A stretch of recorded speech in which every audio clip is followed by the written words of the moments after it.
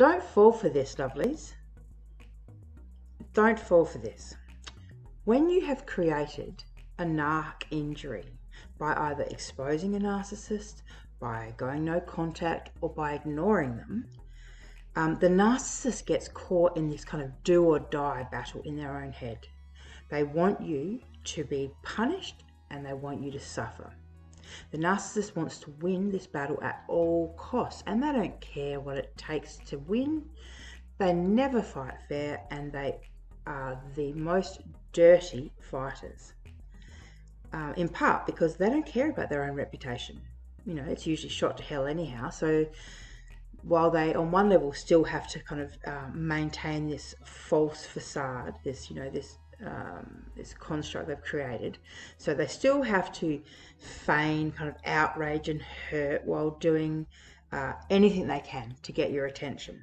So the narcissist will use the smear campaign to insult you. They'll try a range of tactics to get you to engage with them. So they'll label and smear you, for example, call you all kinds of names in an attempt to get you to respond. Often they will say that you're the abuser, and if you don't react, they'll try another round of different labels and accusations and name calling. It really does get dirty with a narcissist. Once again, all in an attempt to engage you, to feel as though they've affected you, that they have power over you still. The lengths and depths that they will go to is beyond anything you can imagine. So they might imply things publicly about you, or they might spread rumours. They might just tell outright lies, or they might tell half lies, you know, based on a part truth. For example, a great one that was spread around about me was telling people that I must be abusive because I was once a drug user. Now, it's kind of funny. They didn't have actual proof of me being abusive, so they said that, you know, that drug use, that if someone can abuse a drug, they can abuse a person, which was fascinating.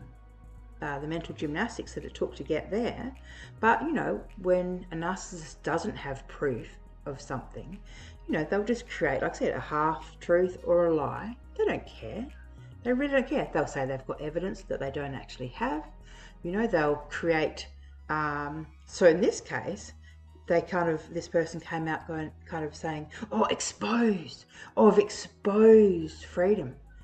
But in reality, I've written 2 books about the subject and have been a drug user activist for years. I'm very public about it. I'm very open about it. I have zero shame about it because unlike this projected fake story, I didn't abuse other people at all. You know, I had an issue with drugs. There's a big difference. But anyhow, so getting back to it. So occasionally, the narcissist will trigger you with one of the labels or the lies, and you'll feel a need to defend yourself. It's really important that you don't fall for that. I cannot stress enough how important it is that you don't respond, because there's a couple of reasons. One is if you do respond, well, now, once again, you've given the narcissist exactly what they want. And they feel justified, and then they've got something else to feed on, something else to talk about, something, you know, else that they can twist and manipulate. Whereas if you just gave them silence, they can't really do much with that. So the second thing is that it also sets a precedence where they know, okay, so I have to say 6 things about her before she ends up responding, you know, or okay, I called her this, that, and what have you, but it wasn't until I called her a blah, blah, blah, or I said da, da, da about her, that triggered her. So now I know to get her to react, I just need to talk about her being da, da, da, whatever the particular trigger is. And we've all got different ones, you know, it's all, for all of us, there's different things that we'll put up with, and then other things that will definitely trigger us. And as I said, the narcissist will go through all different labels, trying to hit the one. And they don't believe, like, it's not like they believe that you are the things they're calling you. You know, truth is just, you know, it's not, the truth to a narcissist is it's just not a thing. Like, it's something that they use. They say it's true, but it's not, and they know, and they don't care, because it's what's more important to the narcissist is that you believe them.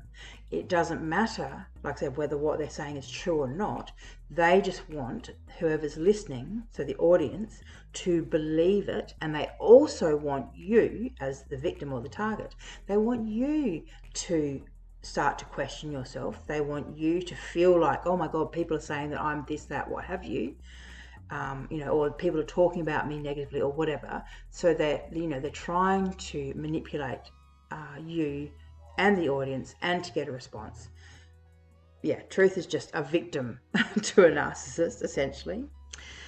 Anyhow, so once you respond to them, before you know it, you're back trading blows with them again, backwards and forwards. And there's just no amount of communication that will resolve things with the narcissist, because they don't want to resolve things. They're getting fuel from this backward and forward stuff.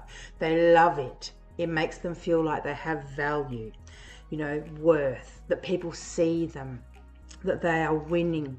They feel like I said, like the whole world's against them. And so these little battles make them feel like they are winning, because they're also very egotistical.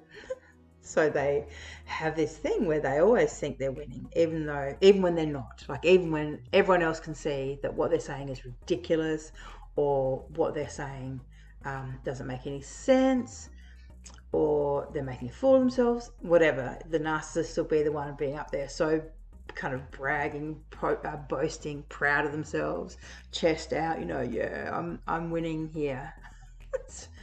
It's funny. If you can actually just see the humor in things when dealing with narcissists, honestly, it makes life so much easier. I spend a lot of time giggling to myself about some of the stuff that goes on online, offline, but all to do with narcissists. Anyhow, getting back to it. So, taking a principled stand against a narcissist and their tactics, tricks, and smear campaigns means realizing, in part, that while some people who know you, they know, right? They know what you're about. They know what the other person's about, or they just know you enough to know that what anyone says about you, whatever name they're calling you, they know that it's not the case, right? Because they know you. But you have to accept that some people are going to believe the narcissist, and that's okay. It's okay. It doesn't actually matter. Who cares? Because the upside of this is, birds of a feather flock together. You know that old saying, right? So this is how you find out who is, on the narcissist side, essentially, or who's kind of vibrating at that level, who's got that energy, who loves talking dirty about people, and who loves, talking dirty, that sounded a bit wrong. Hang on, you know what I mean. saying bad things about people. Some people love it. Like, they just can't get enough of that stuff, right? So when people want to align themselves with that, right? For me, it's quite obvious that they are not my people. So it's okay if they want to believe crazy stories, if they want to believe lies, half-truth, that's okay. Let them believe it. Good on them. Good luck to them. Because at the end of the day, they will learn their own cold hard reality. When it comes to narcissists, the narcissist will turn on them. The narcissist will do whatever it is that they're planning on doing to them in due time. So just remember this: narcissists are messy, disordered individuals, and it shows in their stories, in their thinking, in their smear campaigns. The narcissist will always play the victim. They'll always take no accountability, no responsibility for themselves, their words or their actions. This is why no contact is so powerful. It just cuts the narcissist off at the knees. It really does. So they can stamp their feet and demand your attention. They can say whatever they want about you and demand that you respond and reply and that you talk to them, right? Meanwhile, you're over here focusing on living your best life and staying narc-free, right? So one thing you do need to know is that what the narcissist is hoping to achieve with a smear campaign is this: essentially, well, look, there's lots of different reasons behind it, the smear campaign. It plays a lot of different roles.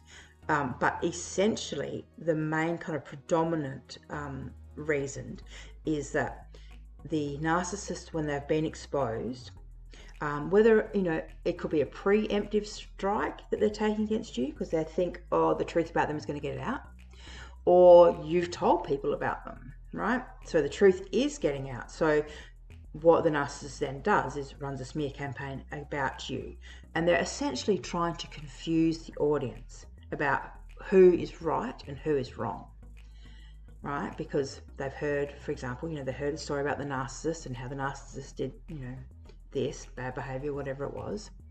And now the narcissist is trying to confuse the audience by saying, oh no, that person did that. No, they're the one who did it.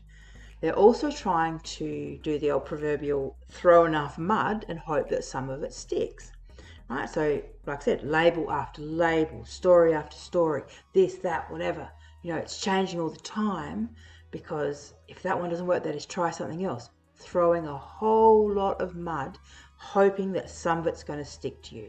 And as I said, at the end of the day, nothing can actually stick to you if you know who you are and what you're about. Like I said, keep your circle tight. Keep no contact in order. It literally cannot touch you at all. Anyhow, the third thing they're trying to do is rewrite the narrative. So they're trying to confuse everyone about who said what, when they said it, the events, how it all played out. They're trying to confuse people and rewrite the narrative, so that people either go, oh, well, she said da-da-da, or she said that. But that was after she heard what he did, or whatever. Like I said, they're just trying to confuse the timeline, make it look as though things, didn't happen the way they actually did. They're trying to draw attention to silly things that aren't relevant. And in part, like I said, it's that they want to rewrite the narrative. They want to confuse the audience, and they also want people to go, you know what, I can't deal with this. You're as bad as each other. Or, I don't know who's right and wrong. We never know what goes on behind closed doors or whatever. See, to the narcissist is perfect. It's a way of neutralizing the audience, essentially. So they're not on your side. They're not on the narcissist side, but they're not on anyone's side, which is better than how they had it before, when people were starting to listen. People were starting to wake up to them, to their games, their stories, their manipulations, their behavior. So this is why they do it.